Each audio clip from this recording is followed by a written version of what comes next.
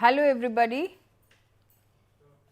In the last lecture on the issue of sexual harassment at workplace, we were discussing the role and responsibility of the Internal Complaints Committee in handling the issue of sexual harassment at workplace. In that regard, we understand that there is a very important and significant role on the part of the Internal Complaints Committee, and they must discharge their role in tune with the law and the spirit of the law to see that the best possible remedy is given to the woman and the rights of the both the parties are not affected in the process. To continue with the expected responsibilities of ICC and those which should not be done by them, we have the do's and the don'ts. In the previous lecture, we tried to see that what is expected of them, in which it is very important for them to create an environment to communicate in a manner which reposes confidence and faith in the parties, to treat the parties with respect, to see that no prejudice, belief, values, etc., come in the way of the decision making process, and very importantly to determine the harm which has been caused to the victim. Behavior which they should avoid in the process of acting as a inquiry body is not to get aggressive. It is very important that they should not be carried over and get aggressive with any of the parties, whether the victim or the respondent.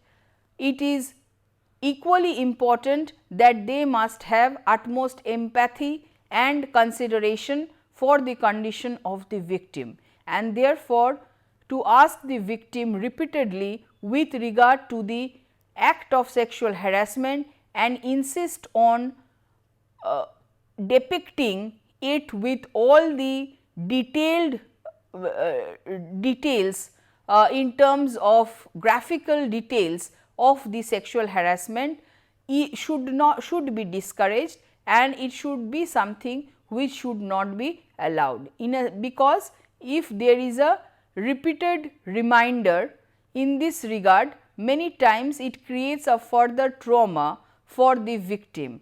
A complaint of sexual harassment should not be a situation of secondary victimization for the woman in question. So, she should be faced with a pleasant atmosphere, a pleasant and enabling environment where she can express herself with confidence and explain the necessary details, but to insist on the graphic description of the sexual harassment is something which should be avoided.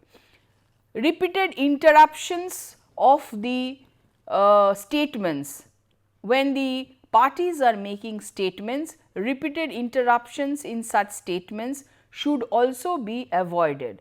In the first place, when they are giving statements, their statements should be taken as they intend to depose before the committee. So, if it is the victim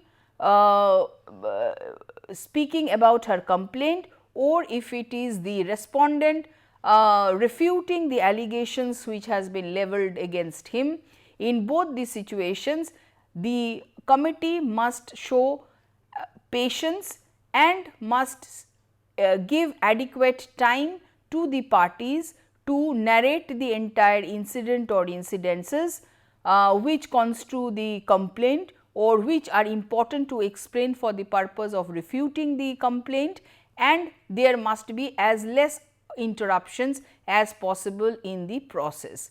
Discuss the complaint in the presence of the complainant or the respondent. Any sort of discussions which are to be carried out with regard to the truth or falsity, the correctness or otherwise of the complaint, or the statements made by the parties, any statements made with regard to that it is best avoided in the presence of both the parties. So, therefore, it is very important that they must exhibit some amount of independence, some amount of impartiality, create confidence, create a secure environment for the parties where and not exhibit any sort of bias, any sort of prejudice in favor of or against any of the parties in question. So, that is something which is very important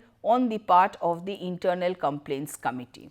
Now, how does the entire procedure move? Now, it starts with the receipt of a complaint. As we have already stated that there has to be a written complaint which is filed. There is a provision under the law as to 6 copies being given along with the names of witnesses etc., by the complainant who wants to initiate the complaint. This, in reducing it to writing in situations where the complainant finds it difficult to put it down in writing, it is the responsibility of the Internal Complaints Committee to give the necessary assistance in that regard, but definitely not to dictate and not to create a situation where it puts its own words into the written complaint. So, it should be the narration of the complainant, but whatever assistance may be required in the purpose, that should be afforded. Now, once there has been the receipt of a complaint, in the next phase is what we call, or what is preferred in many situations, is a preliminary inquiry with regard to the complaint. Now, generally the term preliminary inquiry is something which is found in the inquiries or in actions taken by the police, but this is to be understood in the context in which it is being discussed, because first is in the complaint it is to be understood that what is the sexual harassment which is being spoken of.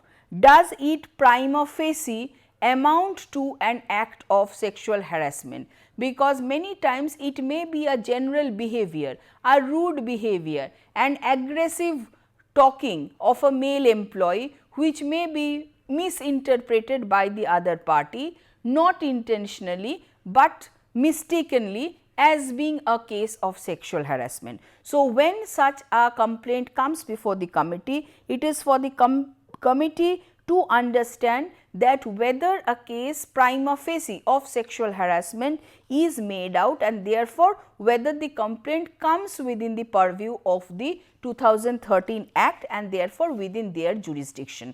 And therefore, it is equally important that there should be a clarity in the complaint, clarity with regard to the behavior, and it must indicate that the behavior was offensive, was abusive, the behavior happened at the workplace or it was related to work. So, all of it is very important. Now, to determine also the issue, it may be important to informally talk with the complainant as well as the other witnesses. So, therefore, in this preliminary inquiry, it is very important that there must be the initial determination of the issue as to whether to proceed with it or not to proceed with it. The next comes situations where it may be necessary to explore options for formal or informal resolution. As we have said before, there is the provision of conciliation between the parties. So, if the complainant chooses an informal redress of the problem, then conciliation may be allowed between the parties, and there may be education, counseling, warning etc., which may be given in such cases. However, it is very important that such demand for informal redress must come from the victim or the complainant herself. In no situation whatsoever the Internal Complaints Committee should be seen as advising or pressurizing or coercing the complainant to resolve the matter directly with the respondent. That is not at all permissible under the Act, but if it is only willingly allowed, then only it should be pursued, and thereafter the matter should be resolved between the parties. If it does not happen, then where we come probably to the planning, what I have called as a planning stage, then to decide as to what next to be done. An informal redress has not been adhered to, so there has to be a formal redress of the allegation, and at this point of time the committee would decide as to how they want to proceed. Now, how they want to proceed, the larger procedure is generally already laid down, but they can determine the other issues which are there in the entire process. Now, so therefore, within 7 days of receiving the complaint, thereafter the complaints committee has to inform the respondent in writing that a complaint has been received. So, there has to be an opportunity given to the respondent to respond to the allegations which have been brought against him, and therefore, there has to be an information which is passed on in writing. In many situations, it may take the color of a charge sheet in case the complaints committee itself is taken as the disciplinary committee, where a charge sheet may be issued at that point of time, or maybe later at a later point of time. Now, once the respondent receives the complaint and he is requested to give his response with regard to that 10 days thereafter. So, that is the issue of adequate notice being given to the respondent. Within 10 days thereafter, he has to give a written statement explaining his behavior and his part of the entire thing as to why it would not make out a case of sexual harassment or what he intends to say. So, it is very important there must be appropriate timely communication made between the with the parties in the process, and each such thing must be well documented. A file must be kept for that purpose, and the internal complaints committee should accordingly proceed. Now, as we have spoken in terms of the victim that there are interim measures, so also once the complaint starts or an inquiry starts, then the complainant can make a request that has to be in writing to the internal complaints committee of the type of interim measures that she requires, which may be a leave which is up to 3 months period of time, or her transfer or the transfer of the respondent.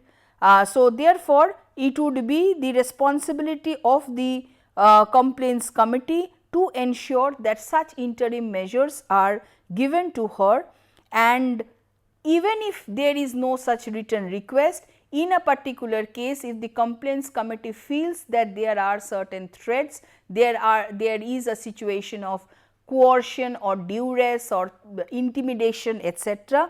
So, the complaints committee itself must take necessary corrective measures, and that is important in order to prevent further sexual harassment from happening vis-a-vis the victim. Now, next is the stage of hearing the parties. Now, that again assumes great significance, because hearing the parties is a very important step in order to find out, what we say, so far as possible, the truth of the allegations. This is not to indicate that an allegation once made is false for that matter, but the internal complaints committee has to independently verify and understand and be satisfied for itself that the allegations which have been brought by the complainant against the respondent is true and that can be understood from the statements of the parties, from the questions which are put to them. So, that is what is essentially meant by hearing the parties in a case of sexual harassment. Now, both the parties must be heard, they must be heard patiently, and all that they want to say with regard to the complaint must be taken down. Now, this is a very important part and a very significant aspect of the rule of audi alteram partem, which says hear the parties. So, it cannot be a situation that the victim is heard and thereafter the accused is not heard, or the accused being in an influential position is given a better opportunity to explain his part of the story, whereas the allegation of the victim is ignored. It cannot be such a situation, but both the parties, irrespective of their position, irrespective of their seniority, etc., must be heard, and heard with regard to all the details that they want to put on record. Additionally, it is the responsibility of the committee to put questions on important facts which are necessary to be determined for the purpose of the complaint. In general procedural law, in legal procedural law, or more particularly criminal procedural law, this takes the color of examination, cross examination of the parties. Now, cross examination, except in certain situations, is also taken as one of the basic principles of natural justice.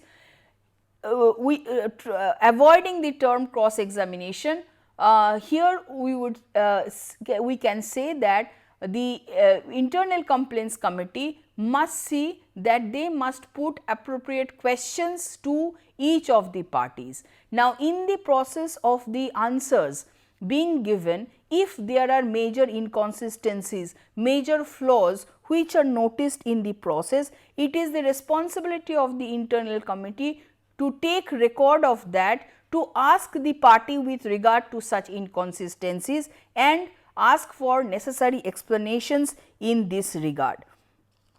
Now, questioning should be done with each person separately and in confidence, and generally what has been maintained, and even the handbook which further elucidates the law on the point, makes it very clear that it should not be, both the parties should never be brought face to face with each other. Now, in some situations, generally when it comes to examination, cross examination, it is the party who cross examines the other. But in cases of sexual harassment, many times the parties are at different levels. Both parties may not be equally influential, powerful, or in a senior position, etc. Many times the victim suffers further trauma when is made to face the harasser, and therefore, it is very important that questions are put individually and separately to each of the parties, and preferably they should never be brought face to face with each other, because that may be further traumatic for the victim who has to again face the harasser, and sometimes the harasser may become more aggressive or more demeaning in terms of his behavior with the victim. Now, with that hearing of the parties and the putting of questions to the parties, now the complaints committee can come at a finding of whether the complaint is upheld, not upheld, or inconclusive. So, then that brings us to the next step of finding and recommendations. Now, in this thing, finding and recommendations, it is very important that from the beginning, starting with the complaint, there must be a file which is maintained. There must be a confidential file of the complainant which is there, all dates, events, etc., the names of witnesses, the documents, etc., should be put in there.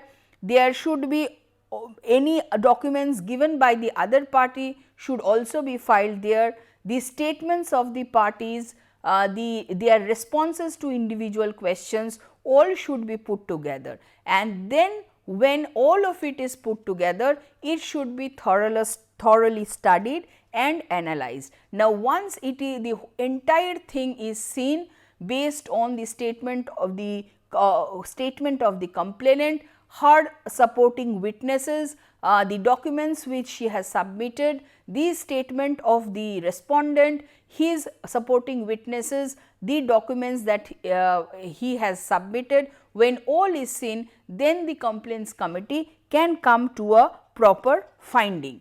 Now, that based on that proper finding, it may be a situation where an allegation is made out or an allegation is not established, or a situation which may be also inconclusive. Now, based on whatever the situation is, it is followed by report writing. Now, based on the nature of the complaint, if the complaint which has been alleged and finally established is very serious, then there can be major penalties which are imposed on the person. If the complaint relates to a matter which is definitely not permissible under the law, but not something which is grave and which is injurious to the party, but is of a minor nature, then there can be minor penalties which can be followed in the process. So, there can be a range of recommendations which can be given, starting from major ones to minor ones. Now, it is up to the internal complaints committee to decide as to what sort of recommendations it intends to give for the type of allegations which have been held to be established. So, it may be disciplinary action including a written apology, a reprimand, a warning or a censure which are more minor in nature, withholding promotions, pay raise, increment. One which is major is termination for employment or compulsory retirement, etc. And along with that, as we have previously said, there can be also compensation given to the party. And finally, there has to be a report which has to be written and submitted to the employer, and the employer has to see that it acts on that report. Now, the report must be very clear, it must clearly lay down the aspect of the complaint, the process which has been followed, the necessary statements, documents which have been filed, the analysis of the information, the findings which the ICC has come to, and lastly the recommendations.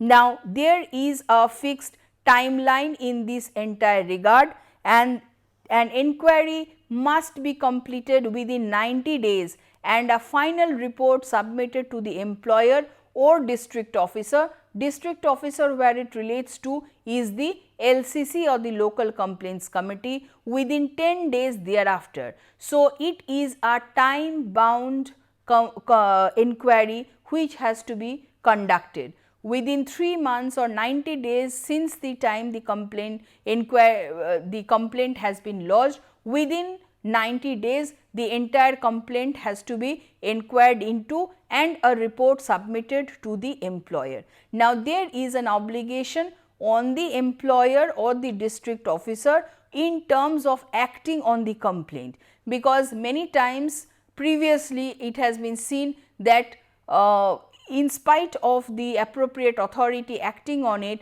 the employer has not really taken appropriate action on the recommendations, and the matter has continued and the victim has gone on to leave the job and join some other job or be at home. So, therefore, the act herein specifies that within 60 days the employer is required to act on the recommendations. So, that is the timeline which has been laid down.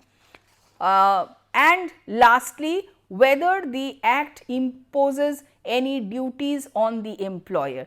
To that regard, the answer is yes, there are a whole lot of responsibilities on the employer, and the employer must ensure that it takes necessary steps in that regard. So, it must provide a safe working environment at the workplace. It must display at conspicuous place in the workplace the law on sexual harassment and internal complaints committee, organize workshops and awareness programs at regular levels, provide necessary facilities to the internal complaints committee for dealing with the complaint and conducting an inquiry, assist in securing the attendance of the respondent and witnesses, provide assistance to the woman or the victim if she so chooses to file a complaint with police, treat sexual harassment as a misconduct under the service rules and initiate action for such misconduct, monitor the timely submission of reports by the internal complaints committee. So, there are these responsibilities on the employer. First, what is very important, that it is the responsibility of the employer overall to see that if there are women employed in an organization, there is a safe, secure and friendly environment which is provided for all women, and all necessary facilities must be there in the organization to assist the woman and to ensure that she is comfortable at her workplace. The next important thing is constituting these committees in the organization and conducting awareness programs to ensure that everybody has necessary knowledge with regard to that. So, therefore, it is an imperative duty of the employer to take appropriate steps in that regard. So, whether putting up in information on their respective websites or making posters and displaying at different places within the organization, or whatever other steps that may be necessary, is the responsibility of the employer, and along with that from time to time to conduct workshops. The other important thing is facilitating the internal complaints committee. Creating a committee and thereafter putting hurdles before it does not serve the purpose of law. So, therefore, they have to create a committee, give all necessary infrastructure and other facilities which are necessary for the smooth functioning of the committee. Another important thing is this Sexual Harassment Act seeks to address the problem at the level of the organization. If a woman chooses also to file a police complaint or to proceed with a criminal action, it is again the responsibility of the employer to help the woman in that regard, and also to see that it takes appropriate actions based on the reports of the internal complaints committee, so that the act is not defeated, but the spirit of the act, the letter of the law is upheld, and all issues of sexual harassment are treated in the manner which is expected of it. If there is a failure on the part of employer to discharge its responsibility, there are also penalties which is laid down in the act. So, that is the contours of the Sexual Harassment Act, a very powerful law which has come in order to protect the rights and cause of women.